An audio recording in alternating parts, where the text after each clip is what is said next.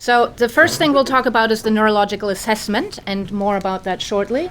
But it will include the general approach to the neurological patient, and then a bit of neuroanatomy and localization, which is absolutely pivotal to how we approach patients in neurology. And so I will walk you through that. It's really not all that difficult, and I'm hoping that it'll give you a better sort of grasp of how you may want to approach these patients in primary care as well.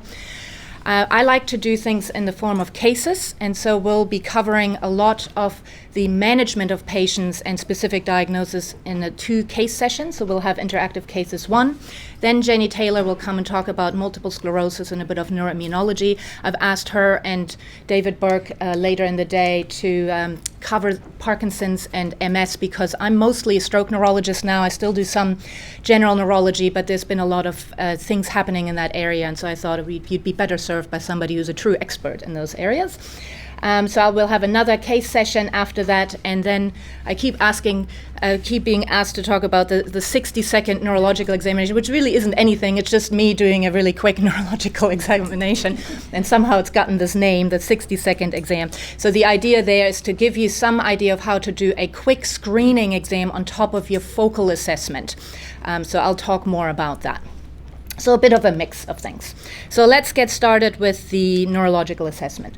So what do I do when I see a patient in clinic? The first thing I want to decide is it actually neurological? And that sounds sort of silly, and maybe it's not as relevant for you, but sometimes we end up having patients in clinic who don't have a neurological problem, and they're much better served going somewhere else. So that aside, then I look at where the problem is. So in contrast to a number of other areas in medicine where we quickly jump to syndromic allocation, the first thing we do in neurology is localize the problem. And the reason for that is because the nervous system is very large, vast, and there are lots of different areas, and somebody can present with weakness, and it could be from lots of different locations in the nervous system. And without a proper localization, you run into this problem where you syndromically allocate too early, and you get yourself into a box, and then it's a little bit harder to backtrack if that doesn't turn out to be the diagnosis. So I'll walk you through that in more detail. Then obviously, once we have a localization, I'd think about differential diagnosis, taking things into account like the course and the onset exacerbating factors. And then there's always the 2 things, and this is pretty general, what you do as well. You want to figure out what's the most likely thing, and then what's the scariest thing, because while that may not be the most likely thing, you want to exclude it to give you and your patient that peace of mind. And there's a lot of anxiety when patients come to the neurology clinic, because it usually doesn't mean anything good. So we do need to address that. Even if it's blatantly obvious to us that it isn't a brain tumor, we still need to talk about that and make sure that we've reassured everyone that it isn't. Then obviously we decide how urgent the problem is, what tests need to be done, what therapies are available, and what are the patient's concerns. Again, coming back to they may be not wanting me to diagnose them with a migraine aura. They mostly just want to know they don't have MS. So so we do worry about that a great deal. Just like everything else, almost everything is in the history. And I think that's sometimes forgotten with neurology, because the examination is so intimidating to everybody that you sometimes see that with students. They get so focused on the examination, trying not to forget something, that they forget that actually 90% of the answers in the history. So the same is true for neurology, just like with everything else. So of course, one of the most important things is where the symptom are and what limb, what modality is affected. Is it sensory? Is it motor? Is it vision? So which part of the nervous system that is the problem in? That gives you that first clue to localization. The duration is really important, and the speed of onset, just like with lots of other things. But I just thought I'll walk you through some of the kind of so the rule of thumb that I use for the onset for the specific neurological conditions. So I grouped them by, did it come on instantaneous? Was it over seconds, minutes, hours, days, weeks, months, or years? And that very much quickly narrows down the etiology, not the localization, but it can really narrow it down as far as etiology.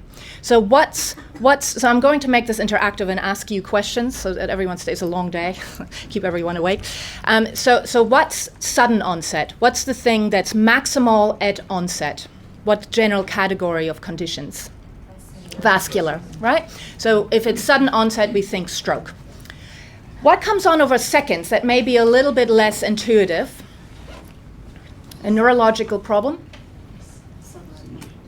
So subarachnoid hemorrhage is a bit more gradual than other kinds of stroke. That's not what I'm thinking here. Sorry, it's a little bit guess what I'm thinking. Seizure. So seizure is something that doesn't necessarily come on all at once. It develops over a really quick time frame, though. And you can get something called a Jacksonian march, where you get a motor seizure that moves up your arm very quickly, and then you generalize. So something that develops quite quickly as a group of conditions. What about minutes? Something where you get a bit of a tingle in your mouth and in your fingertips over the next 5-10 minutes. It moves up your arms and then maybe your foot. Lasts 30 minutes. Migraine, followed by a headache. So something, a focal neurological problem that develops over minutes, the first thing I think is migraine. What about hours? So when I think hours, I think of infection. I start thinking more of things like meningitis, encephalitis, something that builds pretty rapidly, but not instantaneous. The patient has a bit more of a prodrome. When it comes to days, I think of immunological problems, like MS is something that develops over days. Sometimes a week or two, a Guillain-Barré syndrome, days, peaks at about 2 weeks. Most MS exacerbation comes on around 5 days or so, and then they reach their peak. So that's what I think of an autoimmune type process. When I look at weeks, I think of tumors. So a brain tumor isn't an instantaneous thing usually. Sometimes you can bleed into a brain tumor, then it's sudden, but then it's sort of a stroke complicating a brain tumor. But brain tumors usually have gradual onset over weeks, and then something that months or years is neurodegeneration, right? So your patient with dementia or Parkinson's disease didn't get that symptom yesterday.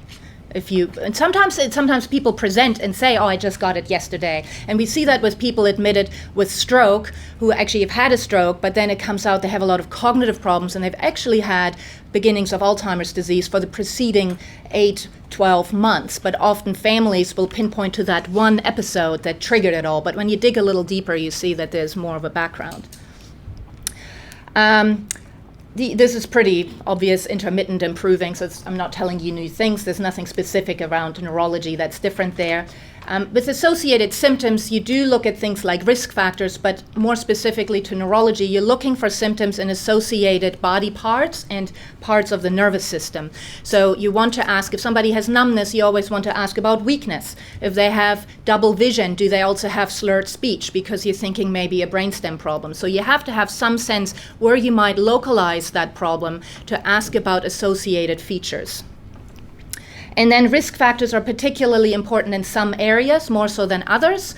So vascular, obviously, your usual vascular risk factors are really important. The first thing I ask my registrars when they call me with a query TIA or stroke, and you as well, if you've have called me before, is what's the blood pressure? Because a patient with a blood pressure of 100/50 with new onset weakness, my index of suspicion immediately drops, because they almost all have high blood pressure, unless they're 20. But if they're 75 and don't have a high blood pressure, unless they have concomitant heart failure, it's pretty unusual. So that gives that first, maybe it's something else. So you do want to ask about risk factors, especially in vascular disease. Psychiatric history is relevant to some areas in neurology.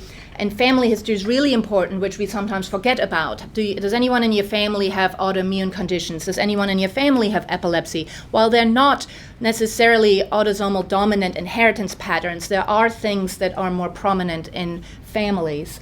And I do always ask about headaches, because so many things mimic migraine mimickers present in so many ways. So that and sometimes we forget about that. They come up with focal neurology, always ask, do you have a history of migraine? And often they start saying, oh yeah, and I've had something similar to that 20 years ago, isn't that funny? And then you have your diagnosis. So don't forget about that. Okay, so that's just the general approach, pretty straightforward. Let's talk a bit about neuroanatomy. And this is all very obvious, and you know this, so you know there's a brain and there's a spinal cord. You know that this is upper motor neuron.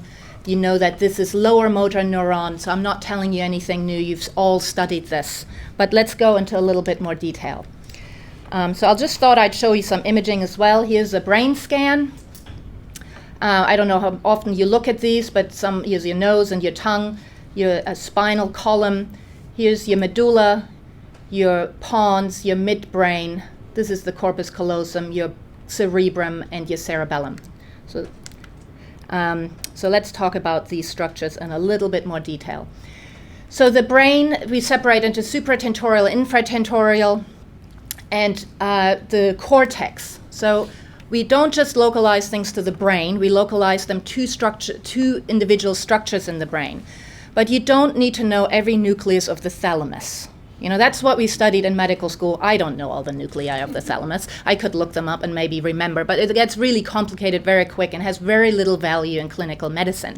But it is important to have an idea of what the thalamus does because it helps you with localization.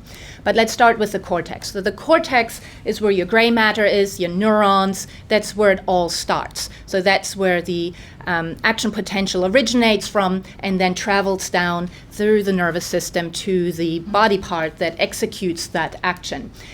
So you have motor in the cortex and all the other things like memory, decision, mood, language function, all of that stuff that's kind of cool, that most of us got excited about when we chose neurology as a field, because it's really fun to do language assessments of people and, you know, like the Oliver Sacks type stuff, if you've read those books. So that's cortical stuff. So higher cortical function. And of course also motor and sensory function. And usually it causes unilateral problems because usually you have a problem on one side and then it causes a problem on the other side. Now the underlying white matter doesn't have neurons. The underlying white matter is just connecting fibers. It's just nerve tracts that have myelin around them, which is why it looks white, and nothing originates there, but everything has to pass through. So you get often things like people with subcortical dementia have white matter changes, vascular dementia. What do they get? They get slowing of thought rather than lack of putting down of memory. So these are the people who, yes, they can remember something, but it takes them so long, you might have left the room by the time they give you the answer. And that's the problem with speed, because the myelin is affected, so the connecting fibers aren't working very well. There's roadworks going on, but the thought can still happen. So that's white matter tracts. MS is the other one that predominantly affects white matter. Then you have the basal ganglia. So the basal ganglia is one of those intimidating structures, lots of little nuclei. You don't necessarily need to remember what the caudate does and what the putamen does and the globus pallidus, but you need to know that basal ganglia are motor modulating nuclei. So only motor fibers pass through there. And when you have a problem with the basal ganglia, you either do too much of something or too little. You're still doing it, but you're just not doing it quite right. So this is where your tremors come from, your stiffness and Parkinson's disease. So Parkinson's disease is the quintessential basal ganglia condition. But you can also get basal ganglia affected in stroke. So you have a sudden onset of hemiballismus, where your arm jumps around. Or I had a lady the other day that I assessed in telestroke, I think in Wanganui, who had acute onset of hemichorea. So she was lying on the ED stretcher, and she was doing this sort of thing. And everyone was a little bit puzzled, but it came on sudden. So they thought, oh, that's got to be a stroke, because sudden is a stroke, even though it looks nothing like a stroke. But you can get strokes of the basal ganglia, and then you can get hemichorea.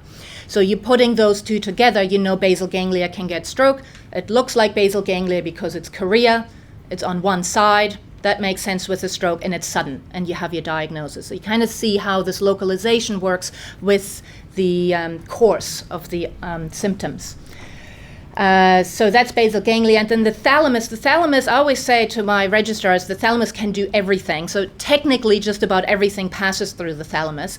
But what you need to remember is that sensory fibers pass through the thalamus. So these are ascending sensory fibers, and the thalamus modulates sensation and pain.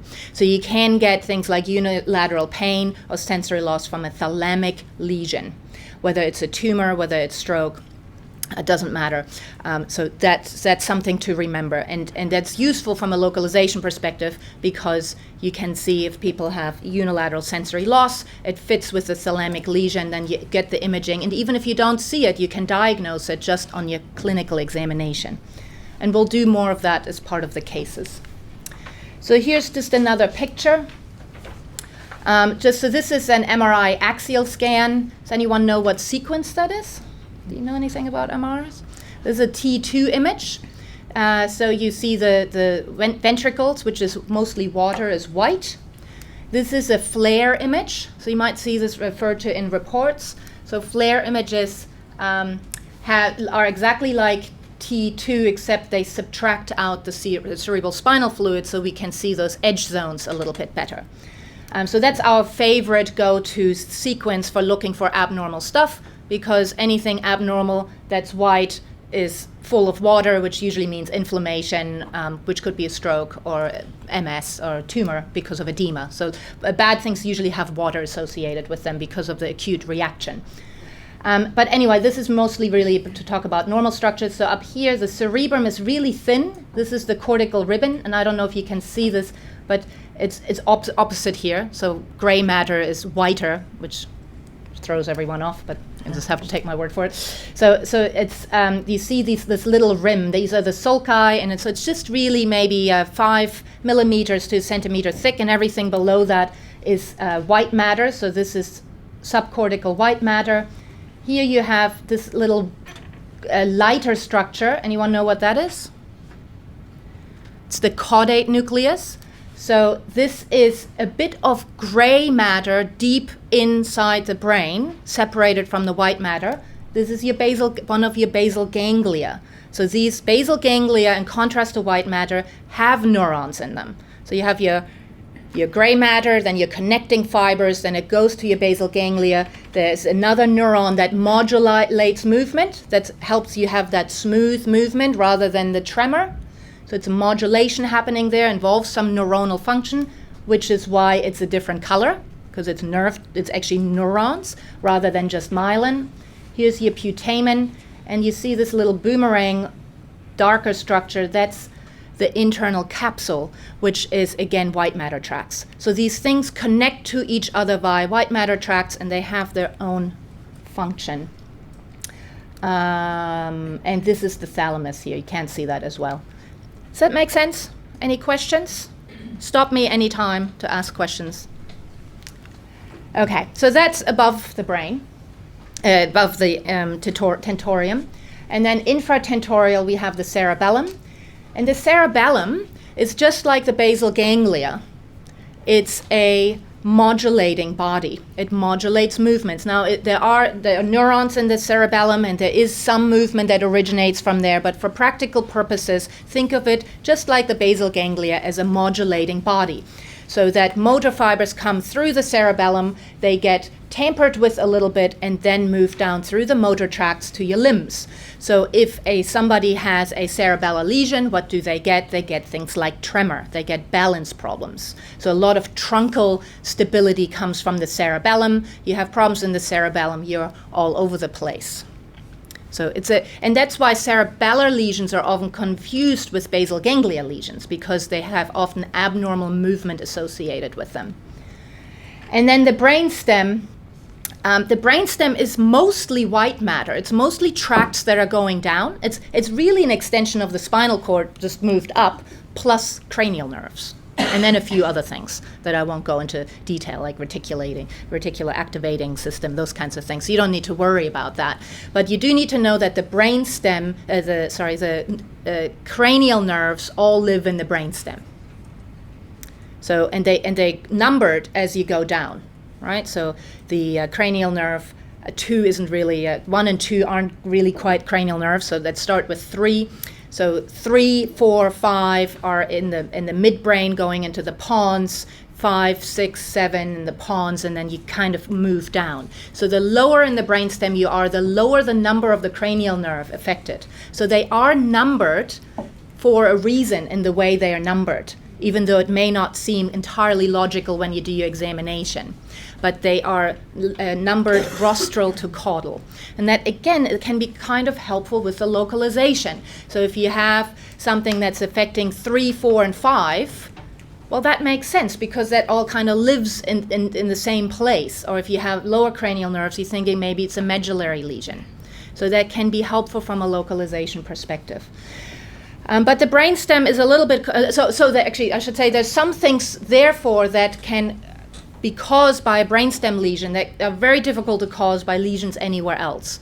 And diplopia is sort of your go-to clinical sign for a brainstem problem. If a patient has diplopia, it's very unlikely to come from anywhere else, other than unless you have extraocular motility. But if you're having a brain problem, you're sure it's a stroke, I have diplopia, you got to think posterior circulation, brainstem.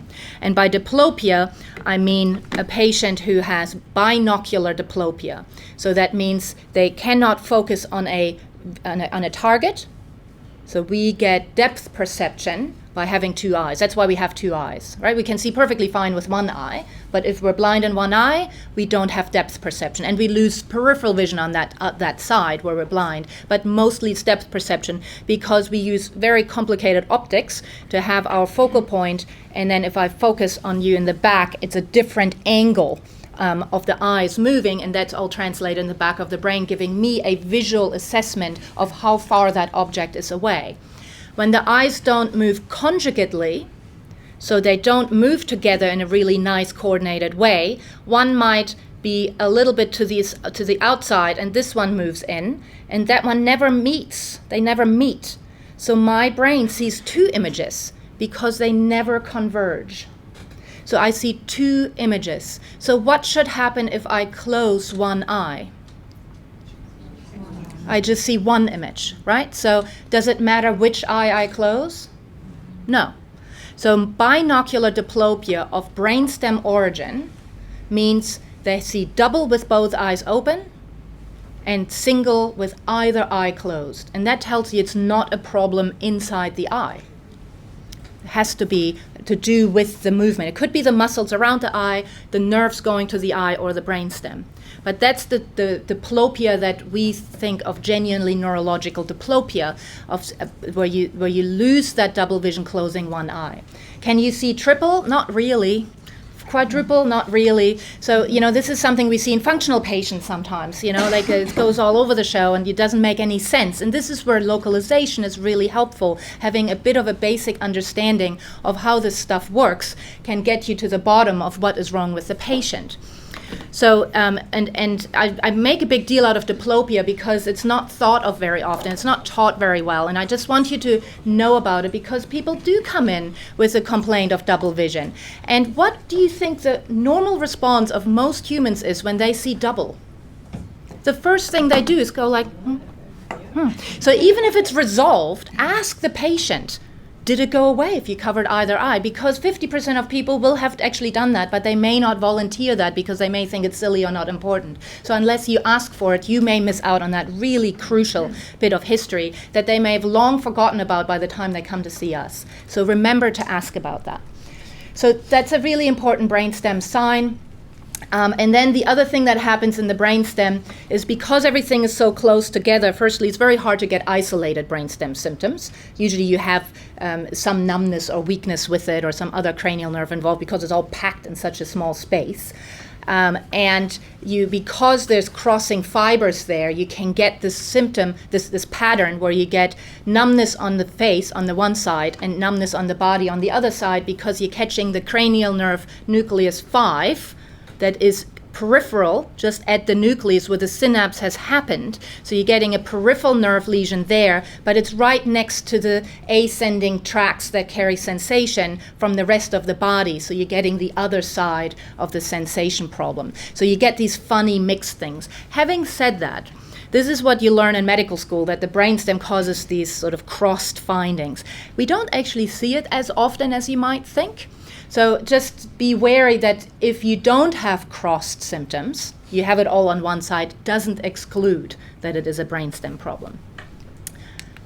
Okay, so That's the brain. Now, I added this actually to this because that you do need to also know a little bit about vasculature of the brain when it's coming to localizing vascular problems, because they fall in particular patterns that can give you additional clues.